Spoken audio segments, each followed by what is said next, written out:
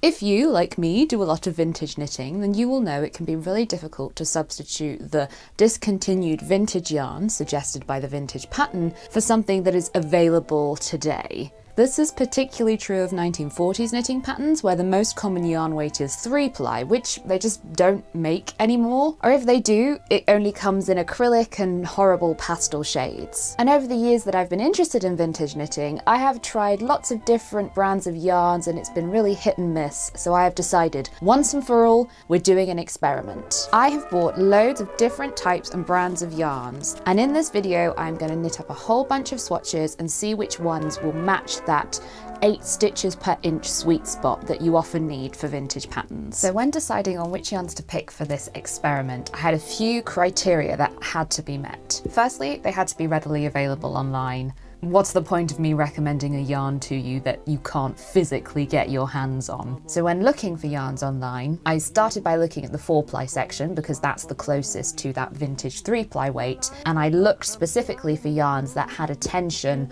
closer to 8 stitches to an inch, which is what you get with 3-ply, than 7 stitches to an inch, which is what you get with 4-ply. So all of these, they're not quite 8 stitches to the inch, a lot of them are more like 7.5, but I thought to myself, I can work with that, we can play with needle size and see what we get. The third thing I looked at was, obviously, I was buying a lot of yarn, so it had to be affordable, and for me that meant less than £5 per 50 grams, which is very affordable. But honestly, I do a lot of knitting, and so I would rather knit more with cheaper yarn than less with more expensive yarn, because I love to knit. The other thing I wanted to consider was, because these yarns are going to be recreating vintage garments, I wanted them to have a vaguely historically accurate feel. So I didn't want anything that was variegated or self-striping or hand-dyed. Semi-solids were allowed, they did have those sort of heathery type yarns, but I didn't want anything that would look too modern. It also had to have some sort of wool content.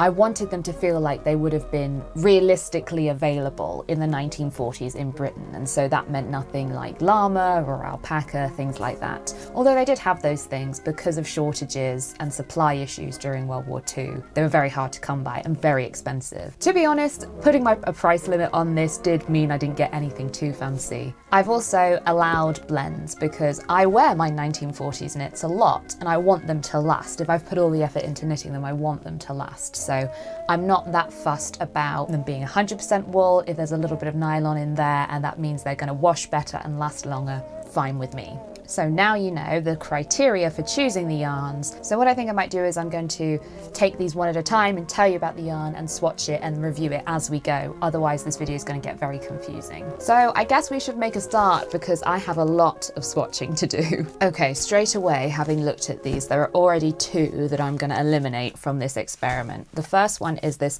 Bar MU Pip colour work, and that is because I've just double checked my order and this is too expensive to be in this category. It was £2.95 for 25 grams, which puts it over the £5 for 50 gram mark, so that one's out. And the second one I'm going to eliminate is I bought this Lopi Einband.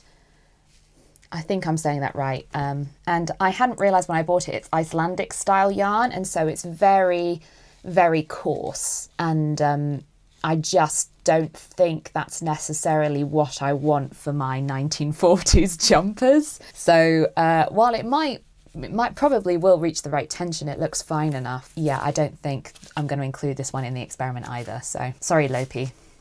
The other thing I wanted to show you before I make a start on this is, since I started researching for this video, I've actually come into ownership of some original vintage 3-ply yarn.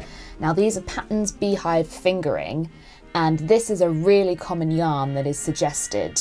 It's one of the most often I see in my vintage knitting patterns as the suggested yarn. So I've got a few of these. Maybe I'll knit them up one day, but I also kind of want to keep them for like posterity, I suppose, and also to compare with the ones that I already have, so I can sort of do a strand by strand comparison and see what I think. I also quite like that the dye lot for this, the dye lot for this lighter one is just, it's just lot 5. Is no code, nothing, compared to this one, which is 26/ something or other. 29, sorry. Obviously they weren't making a lot of this one then. This is lot number 5. Fascinating. Anyway, let's get knitting. The most common needle size for vintage 3-ply knitting patterns, according to a survey of my own collection of patterns, is old size UK 11s, which is 3mm, and I don't think has a US equivalent. The first yarn I'm swatching is from CaMaRose, and its Swedish name is on the band, but it translates as Økologisk summer wool. It's 70% organic merino wool and 30% organic cotton.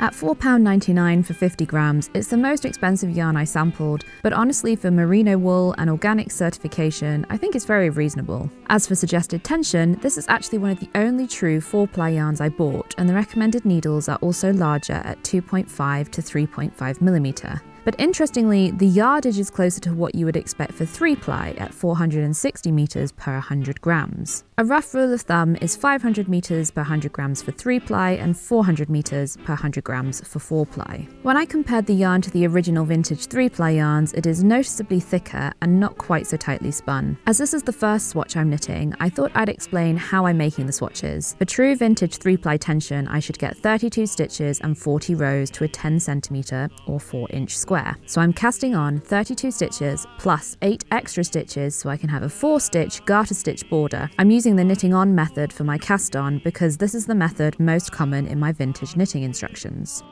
I'm also doing a few rows of garter stitch at each edge just to try and stop the swatches curling so much. But I'll be honest with you, this didn't really make any difference. So then I started knitting in stocking stitch, making sure to remember that garter stitch border.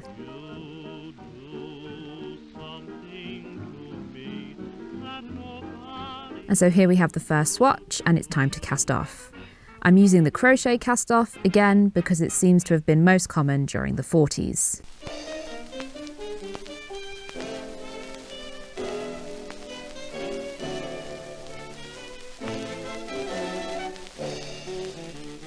And then my swatch is ready to be measured. As expected from this slightly thicker yarn, the finished swatch measured 10.5 centimeters rather than 10 centimeters, so too big for 3-ply. But the row gauge was surprisingly too short. Despite working 40 rows, the swatch was only 8.5 centimeters long. I didn't wet block any of the swatches, as most vintage knitting patterns don't actually suggest it, so I tried stretching my swatch a bit to see if I just had it a bit out of shape.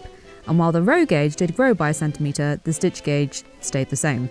So I made myself another mini swatch using number 12 needles instead, and half the stitches. I could really tell the garter stitch border was distorting this one more, but with number 12 needles I was definitely able to get the right tension. This swatch should have measured 5 times 5 centimeters, and the stitch gauge was spot on. The row gauge was still a few millimeters short, but oh well. So for this CaMaRose yarn, I'm calling the number 12 swatch a success. The next yarn I tried was the Lang Yarn's Jawoll, which I guess is a German pun. This yarn is 420 meters per 100 grams, so more like 4-ply, but the tension is closer to 3-ply than the CaMaRose at 30 stitches and 41 rows per 10 centimeters. I paid £4.50 for 50 grams. The yarn is 75% virgin wool and 25% polyamide and superwash. Again, I'm going for number 11s first of all. The suggested needles were 2.5 to 3.5mm, so 11s being 3mm are slap bang in the middle. When compared to the vintage yarn, this one is definitely much closer than the CaMaRose. As for the swatch, well, you can see it really didn't want to lie flat. The fabric this yarn produced was also lighter weight. You can see that garter stitch ridge across the middle of the sample. That's because I realised halfway through my swatch that my tension with the number 11s was going to be too big, so I switched to 12s to see if that would work. At the top we have the 11 section, which was a touch too big at 10.5 centimeters, and the 12 section was just a touch too small at about 9.8 centimeters. But I imagine that would relax a bit with wet blocking. My row gauge was a bit better for this yarn, but as the swatch was really wobbly, I'm not sure if I was stretching it a bit much. I'm using a metal ruler to measure all the samples as it's more accurate than a tape measure. The next yarn is the MillaMia Sweden Naturally Soft Sock, and it's 75% wool, 25% polyamide. But the yardage is 400 meters per 100 grams, so much more like 4-ply. I paid £4.50 for 50 grams. As for the tension though, this time we've got 30 stitches but 42 rows per 10 centimeters on 2 to 3mm needles. When comparing it to the vintage yarn, it is about as tightly spun as the Patterns and Baldwins, but it is coarser. Here you can see the 3 plies spun together.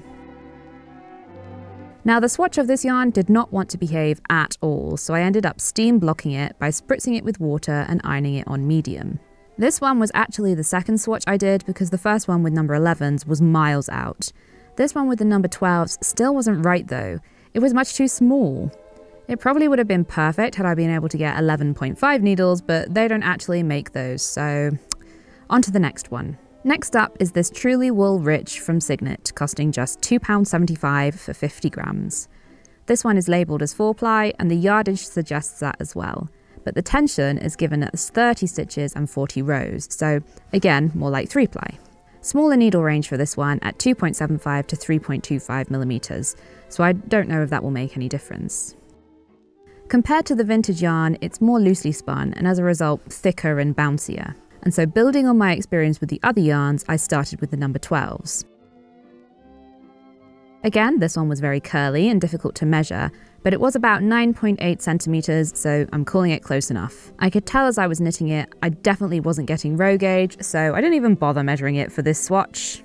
Now for the first of my American yarns, Cascade 220 fingering. This is also the first of my 100% wools, and you can see from the yardage and the tension numbers, it's spot on for 3-ply at 500 meters per 100 grams and 32 stitches to 10 centimeters, although it gives no row gauge. Also, the recommended needles are 2.25 to 3.25 millimeter. I paid £3.79 for 50 grams, but it's now gone up to £3.99. As for strand by strand comparison, you can see that not only is the Cascades very loosely spun, it also only has 2 plies.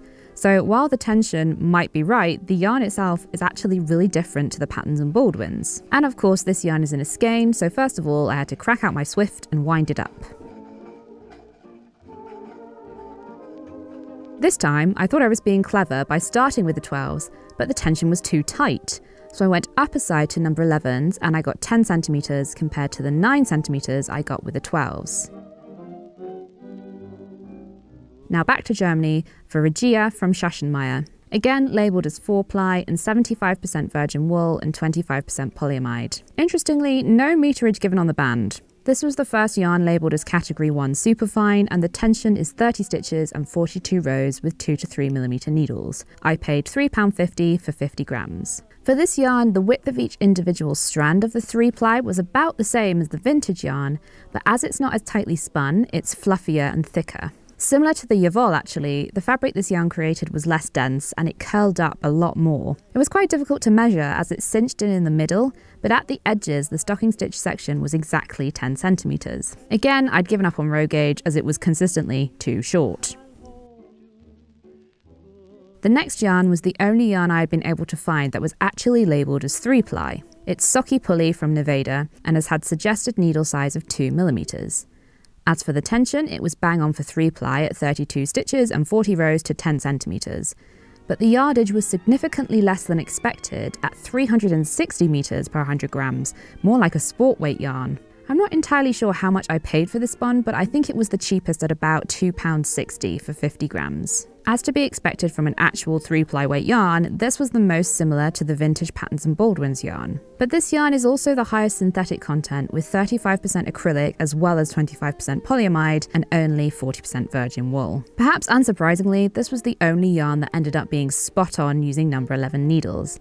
Exactly 10 centimeters in width, but again, the row gauge was out. And so last but not least, we have another American yarn, this time from KnitPicks. It's Palette, and like the Cascades, it's labelled as fingering. This one was £3.85 for 50 grams, but it's now £3.99. KnitPicks obviously don't do much exporting because it only had US measurements on the band, but the yardage is probably a bit short for 3-ply, but the tension is right. And they did use the category 1 superfine.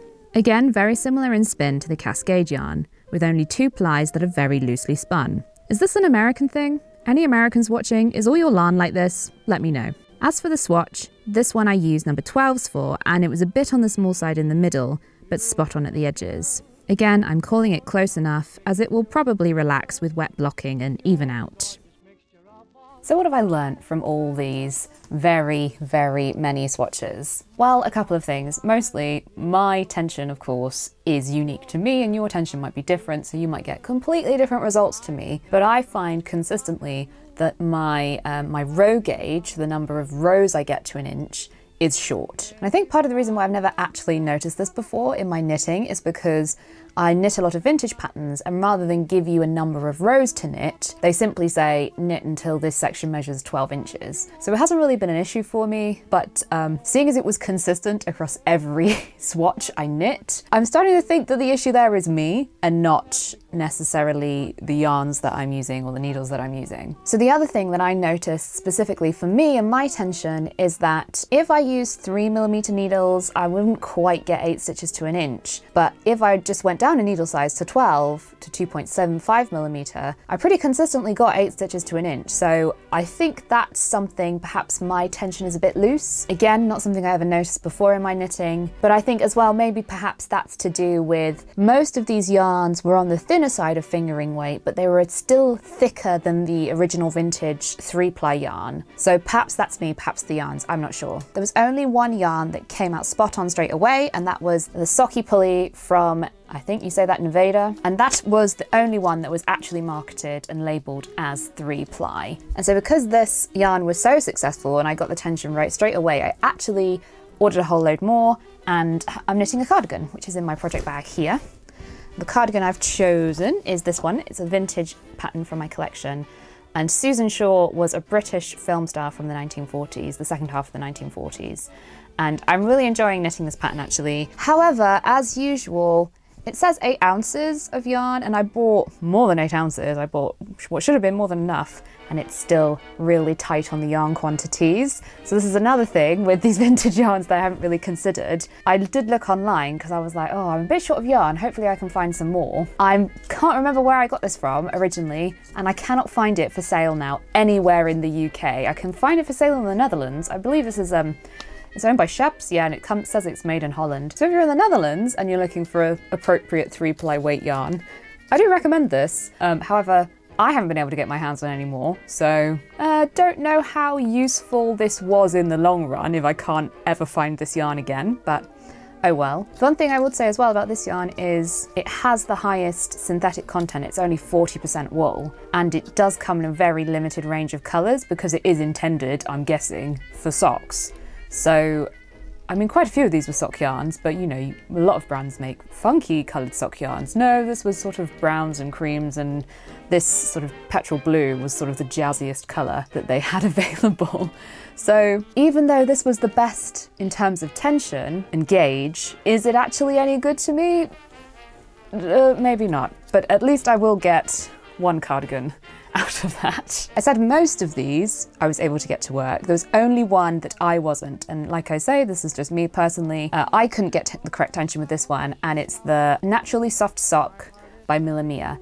And if you ever buy yarn from Love Crafts, they have a lot of these MillaMia Sweden yarns. I've got some of their cottons. I used some of their cottons before, which were fine. But yeah, this one I could not get to work. I tried with a 3mm, I tried with 2.75mm, and it was drastically too big with 3mm. I think I was getting 7 stitches to an inch.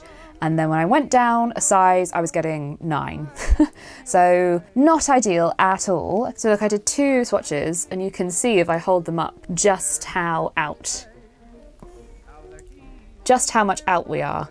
So this was the 3mm and this was the 2.75mm, and it's just so different, and I just couldn't get it to work at all. And that's row gauge, and then that's the stitch size. So look, you know, we're a good inch either side of what we need. So really not ideal. And the other thing I would say about this yarn is it's just, despite being called naturally soft, it's actually really scratchy, and it feels the most synthetic. But it isn't. It's only 25% polyamide, like a lot of them are. And yet it's really, I don't know, like toothy and scratchy. And so I had high hopes for this yarn. It's very affordable, it's very readily available in Love Crafts. It's OTEX certified. I've said that wrong. I really wanted this one to be a good choice, to the extent that I already bought a sweater's quantity worth of it, and now I'm not really going to be able to use it. That's a lie, actually. I think what I might do is, this is a proper true 4-ply. It's just not going to work for a 3-ply pattern. And so what I think I might do actually is I have some 4-ply weight knitting patterns for the knitting machine, and I have a knitting machine, so I think I'm going to use that to maybe do a project on the knitting machine. I think that way I don't feel so bad about it. It doesn't go to waste. If I'm experimenting on my knitting machine and I don't end up with a wearable garment, oh well. So as for all the others, they were all completely serviceable, would do the job. So the ones that I will definitely be using again, the Regia 4-ply sock, that did a perfectly serviceable job. I was able to get tension, it's nice and soft, it's got the little bit of polyamide in, so it's going to last a long time, comes in a lot of colours. So another perfectly acceptable choice, which I will probably use in the future, is the Truly Wool Rich from Cygnet. I was able to get the tension, it feels again lovely and soft, it was lovely to work with, very happy with it. The CaMaRose, again, I've used this one before, so I kind of knew what I was getting myself in for, but I think it's a great choice, particularly with it being a cotton blend instead of a synthetic blend. So all of these, I got tension with a 12 needle, 2.75 as opposed to a 3. Two that I will talk about are the Cascades, which is this green one, which you can see here. What I did was I started with a number 11 needle, and I realised I wasn't getting the right tension shot, so I went down to a 12. That's what that garter stitch ridge is. And so this is the Cascades fingering, and this is KnitPicks Palette, which are both lovely to work with, lovely and soft. They're both 100% wool.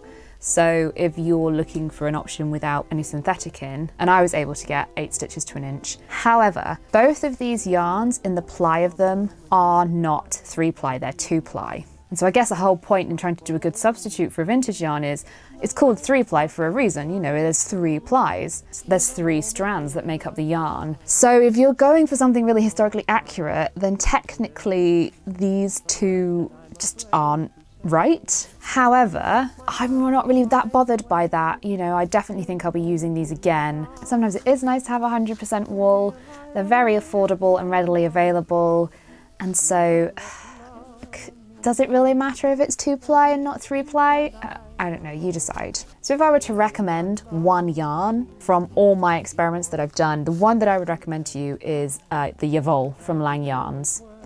In terms of the tension itself, it was like a lot of the others. For me, I could get the correct tension using a 2.75mm needle as opposed to a 3, but it just feels so nice to work with, and it was the best strand by strand comparison to the original vintage yarn. So it just kind of already just had the look and the feel of the vintage yarn. I don't know, that's the only way I can describe it. It felt the most similar. This one is a touch more expensive, but you know, we're talking about maybe like 75p. So that's something to bear in mind. But if you are, I mean, all of these I would consider to be budget yarns really. So, you know, if you are looking for a little bit, something in between, maybe something a little bit extra quality, then definitely I would go for this one.